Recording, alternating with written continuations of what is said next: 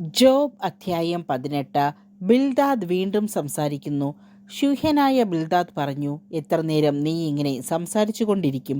നീ ശ്രദ്ധിക്കുമെങ്കിൽ ഞങ്ങൾ പറയാം. എന്തുകൊണ്ട് നീ ഞങ്ങളെ മൃഗങ്ങളായി എണ്ണുന്നു? എന്തുകൊണ്ട് ഭോഷന്മാരായി ഞങ്ങളെ കണക്കാക്കുന്നു?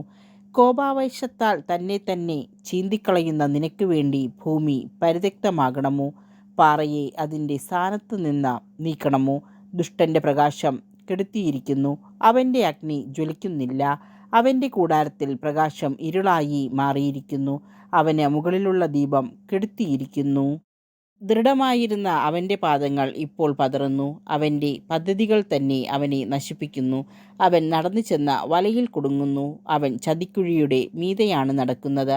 കുരുക്ക് അവൻ്റെ കുതികാലിൽ വീഴുന്നു, അവൻ കുടുക്കിലകപ്പെടുന്നു. അവനെ കുടുക്കാൻ തറയിൽ കയർ ഒളിച്ചു വെച്ചിരിക്കുന്നു, പാതയിൽ ഒരു കെണിയും. എല്ലാ വശത്തും നിന്ന കൊടും ഭീതികൾ അവനെ ഭയപ്പെടുത്തുകയും വേട്ടയാടുകയും ചെയ്യുന്നു. വിശപ്പ് കൊണ്ട് അവൻ്റെ ശക്തി ക്ഷയിച്ചിരിക്കുന്നു, വിനാശം അവൻ്റെ ഇടർച്ച കാത്തിരിക്കുന്നു. രോഗം അവൻ്റെ ചർമ്മത്തെ കാർന്നു തിന്നുന്നു, മൃത്യു അവൻ്റെ അവയവങ്ങളെയും. അവൻ ആശ്രയിച്ചിരുന്ന കൂടാരത്തിൽ നിന്ന് അവൻ പറിച്ചു മാറ്റപ്പെടും.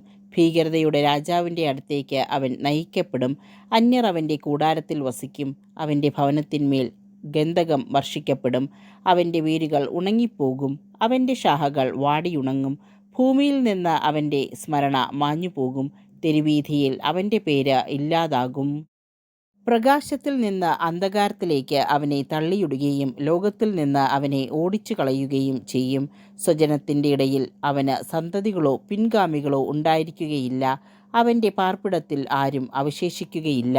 അവൻ്റെ ദിനം കണ്ട് പടിഞ്ഞാറുള്ളവർ പരിഭ്രാന്തരാകും, കിഴക്കുള്ളവർ സംഭീതരാകും. അധർമ്മികളുടെ പാർപ്പിടങ്ങൾ ഇങ്ങനെയാണ്, ദൈവത്തെ അറിയാത്തവരുടെ സ്ഥലത്ത് ഇത് സംഭവിക്കും.